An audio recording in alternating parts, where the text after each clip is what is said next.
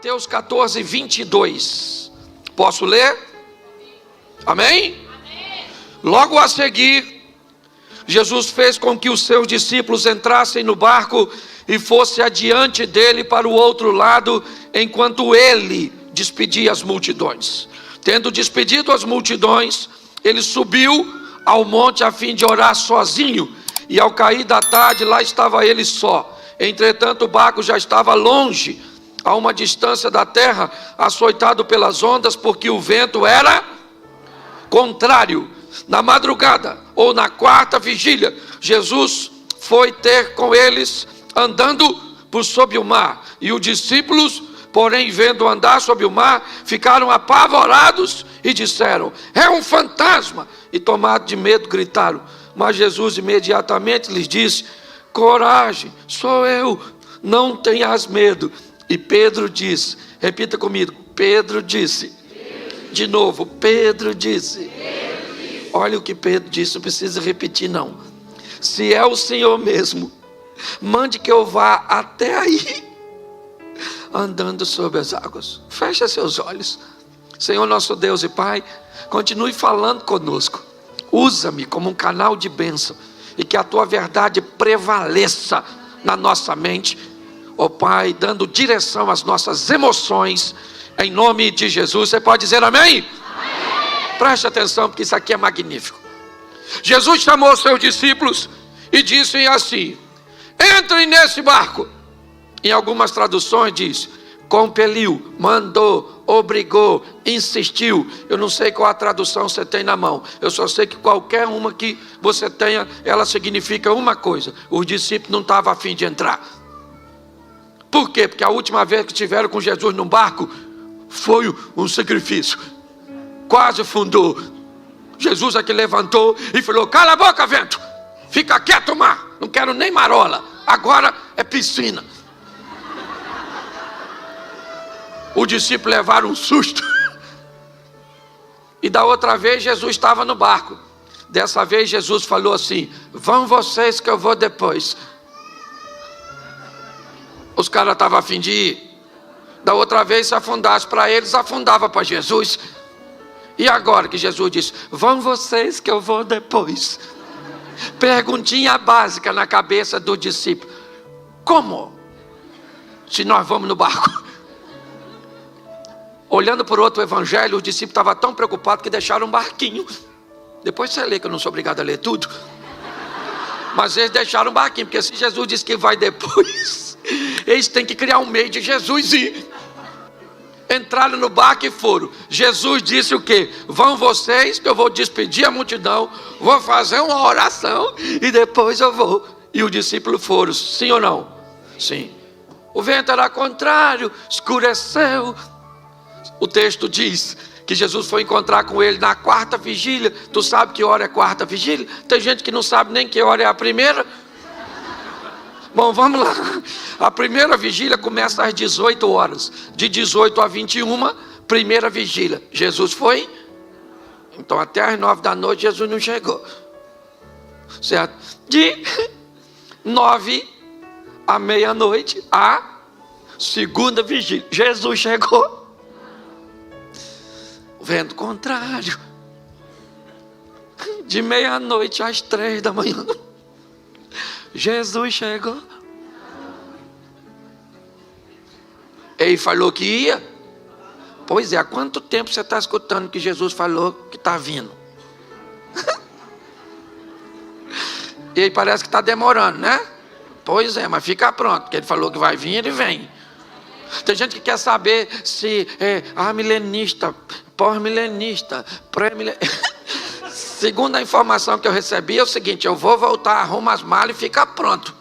Se é antes, durante, depois, isso não é importante, fica prontinho, porque a hora que cantou, a gente orrar para fora. E quem ficar resolve com... Cuidado que você pode estar rindo de você, é ou não? Escute só. Olha só. 3 horas da manhã vai mudar de terceira para quarta. E aí começa, aí a partir das 6, hora a primeira, hora a segunda, hora a terceira, aquela coisa. Certo? 3 horas da manhã. Os discípulos estão cansadérrimos, apavorados. Mateus era cobrador de impostos, não sei nem se ele sabia nadar. Aquela tribulação dentro do barco, todo mundo com medo. Quem é que aparece andando em cima d'água? Jesus. Podia ter avisado como é que ia. De repente os caras estão com medo, cansados, 3 horas da manhã, e ele não vem mais. Eu imagino o mar revolto.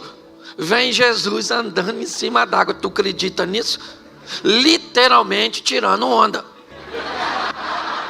Vem ele andando sobre. Quando os discípulos viram isso, começaram a gritar: olha lá um fantasma, socorro! Não tinha mulher não, era só homem. E eles começaram a gritar de medo: fantasma, fantasma. Eu imagino Jesus lá fora. Eu não falei que vinha? Para que essa gritaria? Ninguém correu. Ninguém dos discípulos saiu correndo. Por quê? Porque não tem para onde correr, filho. Nessa vida ou você enfrenta ou você enfrenta para ganhar, ou você enfrenta para... Mas você é obrigado a enfrentar. Por isso Jesus disse: eu vou estar com você nessa peleja, para que você enfrente e saia vitorioso. Quando todo mundo começou a gritar, Jesus gritou lá de fora: calma, gente, sou eu, fantasma não. Aí deu aquele silêncio, todo mundo ficou olhando, estava meio escuro, amedrontado, visibilidade baixa. Pedro olhou e falou: aí, é o senhor mesmo? Se é o senhor, manda eu ir aí. Pensa no silêncio. Como assim, Pedro? Tem um cara andando em cima d'água. Ninguém sabe ainda direito quem é. Ele olhou e disse que é Jesus, mas ninguém tem certeza disso. Preste atenção nisso, porque é muito interessante. Quando nós olhamos para este momento, o que vemos? Um ambiente de caos na mente dos discípulos, amedrontados, cansados, lidando com uma força da natureza, cuja qual é muito maior do que eles. E nesse ambiente de medo, medo para quem? Medo para todo mundo. Um ambiente de adversidade para quem? Para todo mundo. Nesse ambiente, 12 discípulos, eles têm a oportunidade de viver os mesmos medos, de enfrentar o mesmo adversário, de lidar com o mesmo problema. E nesse ambiente, um dos discípulos de Jesus se levanta, controla seu medo e diz: se é o Senhor, me manda andar sobre as águas e ir onde o Senhor está. Preste atenção, qual era o local mais seguro naquela ocasião? Qual era o local mais seguro? Se você estivesse lá, onde você ficaria? Pois é, gente. Nós queremos viver o sensacional, o extraordinário. Nós queremos ver o agir de Deus, mas queremos fazer o que todo mundo está fazendo, que é ficar no barco. Está na hora de sairmos do barco e protagonizarmos nossa própria história. Está na hora de pararmos de sermos meros narradores de milagres alheios e trazer um ambiente de milagres para a nossa casa, para a nossa vida, para a nossa família, para nosso casamento, para nossos filhos, para nossos negócios. Eu não tenho problema com quem conta milagre dos outros. Não, eu tenho um montão de amigos que vivem seus milagres extraordinários.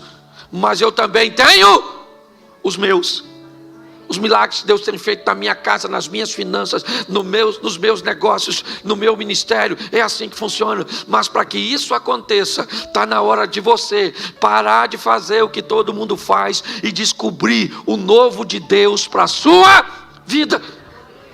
Pedro falou: deixa eu ir aí. O que Jesus falou com ele? O que tinha onde Jesus estava? Nada. O que Pedro foi fazer lá? Nada. Jesus poderia falar: calma, Pedro, poxa, eu estou chegando aí. Já eu estou aí, vim aqui para quê? Jesus parou e falou: chega aí, Pedro, pode vir. Pensa, Pedro saindo do barco. O discípulo deve ter falado o quê? Pedro bebeu? Ele não deve estar bem da cabeça. É ou não é? O que ele quer ir fazer lá fora? Bom, olha só. Pedro sai do barco? Sim ou não? Sim. E vai andar sobre? Ele vai lá, volta com Jesus. Quando Jesus entra com Pedro no barco, sabe o que os discípulos falam? Verdadeiramente, o Senhor é Filho de Deus, o poderoso. E Pedro lá deve ter falado, mas ninguém foi lá fora. Vamos imaginar um culto desse na igreja dos discípulos? Depois desse fato que nós acabamos de ler. Vamos imaginar 11 discípulos levantando no meio da reunião e dizendo, gente, gostaríamos de dar um testemunho. Esta semana nós vimos um homem andando sobre... Só que nesse mesmo culto Pedro poderia dizer, posso falar uma coisa? Só para deixar registrado. O homem que eles viram andando fui eu. Pastor, o que você quer dizer? Querido, está na hora de você fazer o que nunca fez, para viver o que nunca viveu. Está na hora de você se destacar, que os outros quiserem que se destaque, mas você tem que parar de ficar olhando para os outros. Entenda o que Deus quer fazer na sua vida, para onde Ele quer te levar, a oportunidade que Ele quer te dar. É isso que eu quero que você entenda nesse momento. Faça algo de novo pelo seu casamento. Faça algo de novo pela sua vida profissional. Faça algo de novo para o seu ministério. Faça algo de novo para que algo de novo aconteça na sua vida. Viver na mesmice vai te levar para onde?